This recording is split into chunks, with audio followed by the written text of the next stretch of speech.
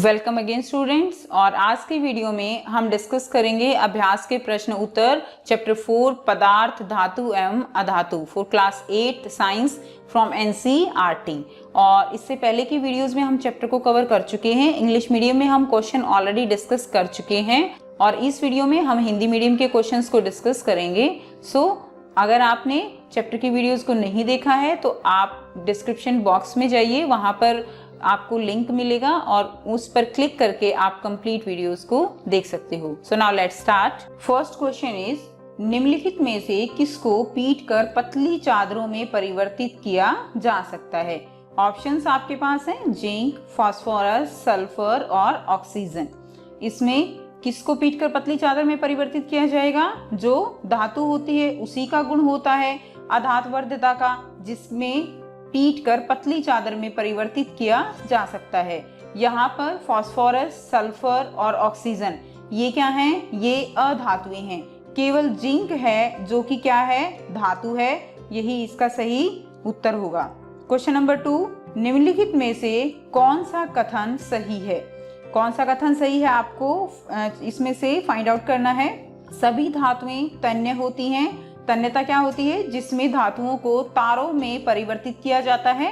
सभी अधातुएं तन्य होती हैं। सामान्यतः धातुएं तन्य होती हैं, कुछ अधातुएं तन्य होती हैं। तो देखिए यहाँ पर सभी धातुएं तन्य नहीं होती। मरकरी यानी पारा इसका जो है अपवाद है। सभी अधातुएं तन्य होती हैं, अधातुएं तन्य होती ही नहीं है। सामान्यतः धातुएं तन्य होती हैं, ये इसका सही उत्तर होगा, क्योंकि जो है मोस्टली धातुएं वो क्या होती हैं? तन्य होती हैं। कुछ अधातुएं तन्य होती हैं, ये भी सही इसका आंसर नहीं है। सो इसका सही आंसर जो होगा वो ख होगा। ठीक है, सामान्यतः धातुएं तन्य होती हैं। नेक्स्ट क्वेश्चन नंबर 3 इज, रिक्त स्थानों की पूर्ति कीजिए। फास्फोरस बहुत डैश अधातु है। तो फास्फोरस कैसी अधातु है? फास्फोरस बहुत ही सक्रिय अधातु है। धातुएं ऊष्मा और डैश की डैश होती हैं। ठीक है, धातुएं ऊष्मा और विद्युत की, ठीक है, विद्युत की क्या होती हैं? विद्युत की सुचालक होती हैं। नेक्स्ट, आयरन कॉपर की अपेक्षा डैश अभिक्रियाशील है। तो आपको पता है आयरन जो है वो कॉपर की अपेक्षा क्या है? अधिक अभिक्रियाशील है। और यही कारण है कि जो आयरन है वो कॉपर जो सल्फेट का सॉल्यूशन होता है, ठीक है, इसके साथ विस्थापन अभिक्रिया करके क्या बनाता है? FeSO4 प्लस यहाँ पर क्या होगा? कॉपर जो है वो विस्थापित हो जाएगी और ये ब्लू कलर जो इसका विलयन का है वो फेड हो जाएगा और ग्रीन कलर जो है यहाँ पे फॉर्म होता है। धातुएं अम्लों से अभिक्रिया कर डैश गैस बनाती हैं। तो धातुएं अम्लों से अभिक्रिया करके कौन सी गैस बनाती हैं? हाइड्रोजन गैस बनाती हैं।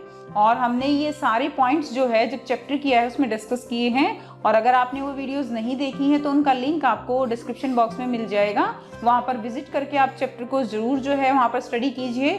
आप चैप्टर को जब स्टडी करोगे तो उसके बाद आप जो भी एक्स्ट्रा क्वेश्चंस हैं या एक्सरसाइज क्वेश्चंस हैं उनको आप इजीली सॉल्व कर सकते हो। नेक्स्ट क्वेश्चन नंबर 4 इज, यदि कथन सही है तो जो है आपको ट्रू बताना है और यदि कथन गलत है तो कोष्टक में F लिखना है। फर्स्ट क्या है? सामान्यतः अधातु अम्लों से अभिक्रिया करते हैं। तो क्या है ये? अधातु जो है वो अम्लों से अभिक्रिया नहीं करते। तो ये क्या रहेगा? ये जो है फॉल्स रहेगा, यानी गलत है। सोडियम बहुत अभिक्रियाशील धातु है, ये हमने पढ़ा था। सोडियम और पोटेशियम, सोडियम का संकेत क्या होता है? Na और पोटेशियम का K। तो सोडियम बहुत अभिक्रियाशील धातु है। सोडियम और पोटेशियम दोनों ही बहुत अभिक्रियाशील हैं, तो ये क्या हो जाएगा? ये ट्रू हो जाएगा, सत्य है। कॉपर जिंक सल्फेट के विलयन से जिंक विस्थापित करता है। तो देखिए यहाँ पर कॉपर जो है वो क्या है? अभिक्रियाशीलता श्रेणी के अनुसार कॉपर जिंक से कम अभिक्रियाशील है। कम अभिक्रियाशील है तो ये जिंक सल्फेट जो ZnSO4 का विलयन है, यहाँ से कॉपर जो है इसको विस्थापित नहीं कर पाएगा, जिसके कारण ये जिंक विस्थापित नहीं करता है और कोई भी अभिक्रिया नहीं होती। इसलिए ये जो है ये भी क्या है? ये भी फॉल्स है, यानी गलत है। नेक्स्ट, कोयलों को खींचकर तारे प्राप्त की जा सकती हैं। ऐसा नहीं है, कोयले को खींचकर तारे प्राप्त नहीं की जा सकती। कोयला एक अधातु है, कार्बन का एक रूप है और यही कारण है कि इसके अंदर तन्यता जो गुण है वो गुण इसके अंदर नहीं होता है। नेक्स्ट क्वेश्चन नंबर 5 इज, नीचे दी गई सारणी में गुणों की एक सूची दी गई है और इन गुणों के आधार पर ही आपको धातु और अधातुओं में अंतर बताना है। तो दिखावट के आधार पर क्या होगा, दिखावट के आधार पर ये चमकीली होती हैं, धातुएं चमकीली होती हैं, जैसे कि अगर आप गोल्ड की बात करो, ठीक है, या सिल्वर है, तो ये क्या है, चमकीली हैं। लेकिन जो अधातुएं हैं ये चमकीली नहीं होती, जैसे ऑक्सीजन, हाइड्रोजन, कार्बन। नेक्स्ट, कठोरता के आधार पर ये जो धातु हैं ये मोस्टली ठोस होती हैं, लेकिन अधातु ये ठोस नहीं होती। नेक्स्ट, अधातवर्धनीयता, ये अधातवर्धय होती हैं धातुएं, लेकिन अधातुओं को पीटकर पतली चादर में परिवर्तित नहीं किया जाता, ये भंगुर होती हैं, यानी जैसे ही इनके ऊपर चोट लगेगी तो ये जो है टूटकर बिखर जाती हैं, जैसे कि सल्फर है या कार्बन है। नेक्स्ट, तन्यता, ये तन्य होती हैं, यानी इनको खींचकर तारों में परिवर्तित किया जा सकता है, लेकिन अधातु ये तन्य नहीं होती हैं। नेक्स्ट, ऊष्मा चालन, ये ऊष्मा का चालन करती हैं धातुएं, इसी कारण इनके बर्तन, बॉयलर ये सब बनाए जाते हैं, लेकिन अधातु ये ऊष्मा का चालन नहीं करती हैं। नेक्स्ट, विद्युत चालन, धातुएं ये विद्युत का चालन करती हैं, लेकिन अधातुएं ये विद्युत का चालन नहीं करती, लेकिन इसमें भी अपवाद है, ग्रेफाइट, ठीक है, ग्रेफाइट जो कि कार्बन का एक रूप है, तो ये जो है विद्युत का सुचालक होता है, ये विद्युत का चालन करता है, तो ये इसमें अपवाद है।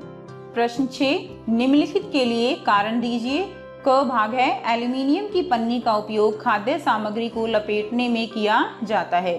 तो देखिए बच्चों, एल्यूमिनियम की पन्नी का उपयोग खाद्य सामग्री को लपेटने में किया जाता है। आपको पता है एल्यूमिनियम फॉयल का यूज हम करते हैं, वो क्यों करते हैं, क्योंकि एल्यूमिनियम जो है वो अत्यधिक लचीला है, ठीक है, इसको पीटकर पतली चादरों में परिवर्तित किया जाता है। इसके अंदर जो है अधातवर्धनीयता का गुण होता है।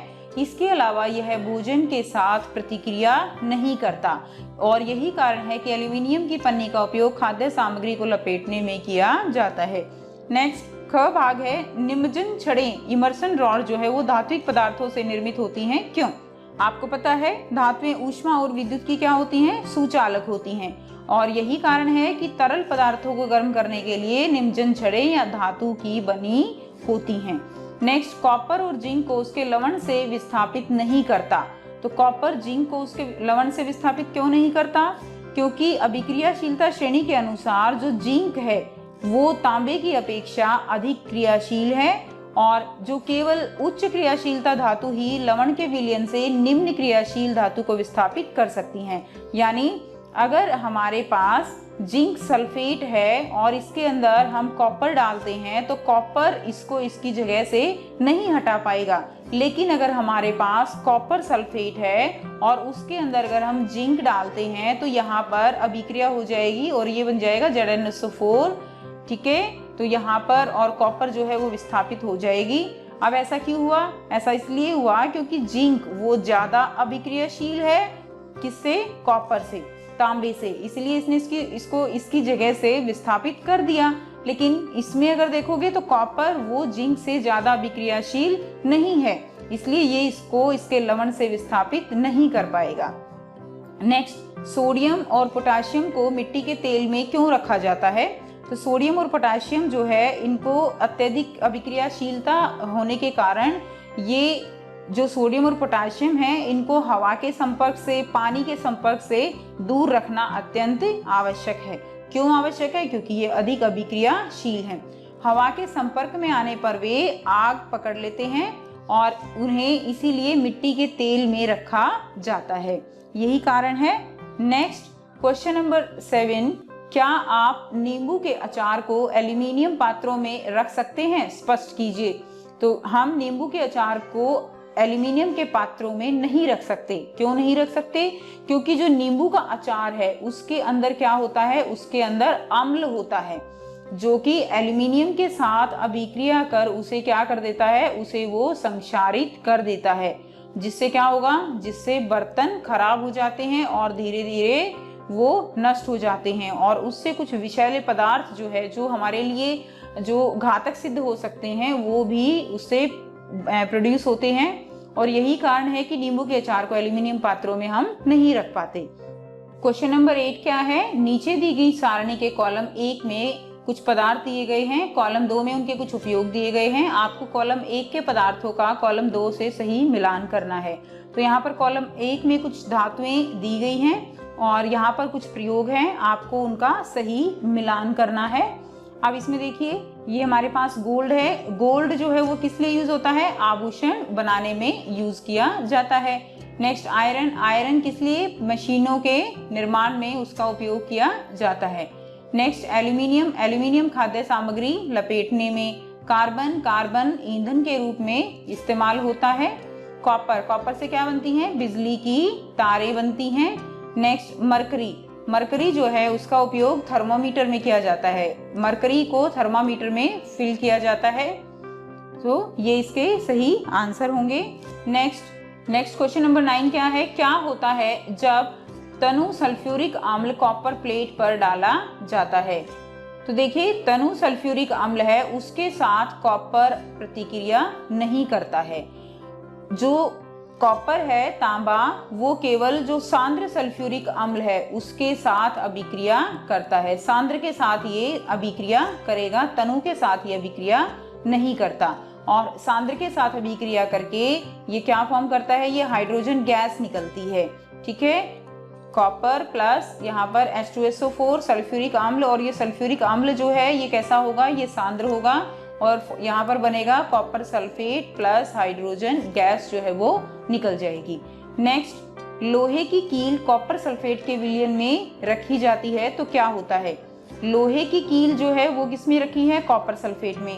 अब लोहा यानी आयरन, आयरन जो है वो तांबे से ज्यादा अभिक्रियाशील है।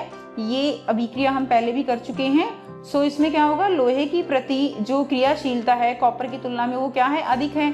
इसलिए लोहा क्या करेगा? वो कॉपर सल्फेट के विलयन से कॉपर को विस्थापित कर देगा और इसमें जो कॉपर सल्फेट का नीला रंग है, ठीक है, वो फीका पड़ जाएगा और हल्का हरा रंग जो है वो हो जाता है यहाँ पर। और जो लोहे की कील यहाँ पर डाली है उसके ऊपर जो तांबा है वो डिपॉजिट हो जाएगा। ठीक है, इस तरह से तांबा डिपॉजिट हो जाता है।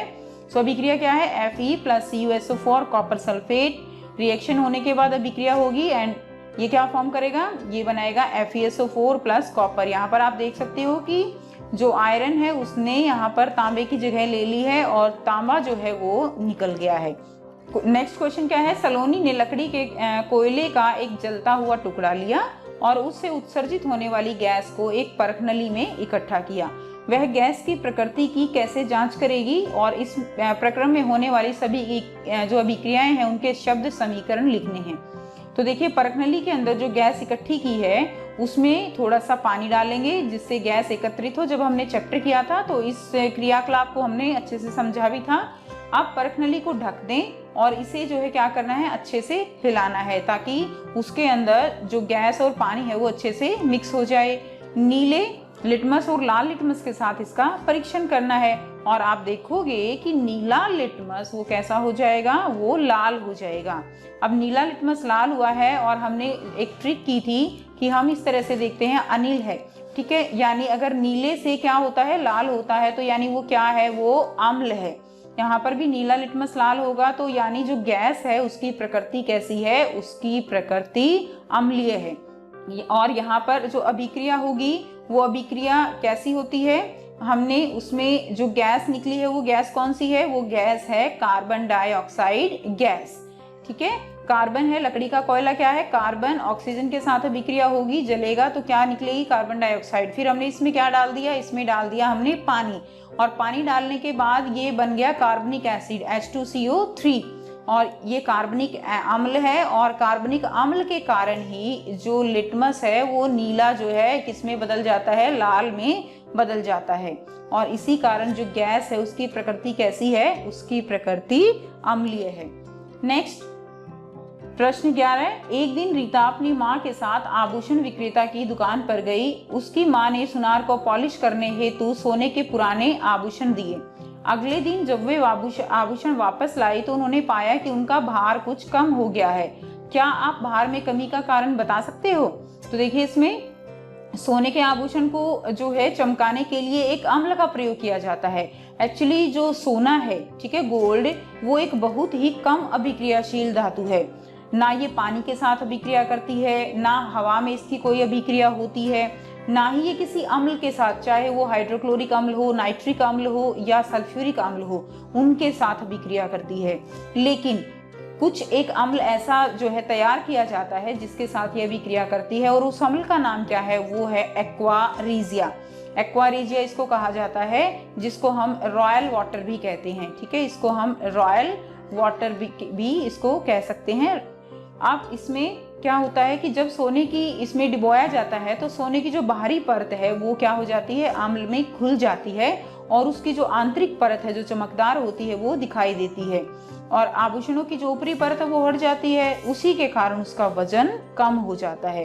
अब जो एक्वा रीजिया है ये कैसे तैयार किया जाता है, ये 1:3 के अनुपात में नाइट्रिक अम्ल और हाइड्रोक्लोरिक अम्ल से तैयार किया जाता है। यानी इसके अंदर एक जो है अनुपात किसका होगा, नाइट्रिक अम्ल का, तो 3 अनुपात किसका होगा, हाइड्रोक्लोरिक अम्ल का। यानी अगर हम 1 ml नाइट्रिक अम्ल लेंगे तो 3 ml हम क्या लेंगे, हाइड्रोक्लोरिक अम्ल लेंगे। इस तरह से एक्वा रीजिया जो है वो तैयार किया जाता है। सो आई होप आपको सारे क्वेश्चंस क्लियर हो गए हैं। फिर भी अगर कोई डाउट है तो आप कमेंट करके पूछ सकते हो। And thanks for your attention and thanks for watching the video. Stay home, stay safe.